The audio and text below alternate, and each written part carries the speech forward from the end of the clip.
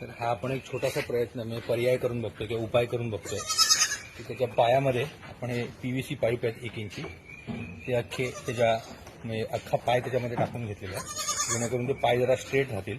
त्याचं वय खूप लहान आहे, हा 3च दिवसाचा पिल्लू असल्यामुळे त्याच्या पायामध्ये जी लवचिकता आहे त्या लवचिकतेने ते जो बेंड आलेला आहे तो बेंड रेक्टिफाय होण्याची शक्यता आहे.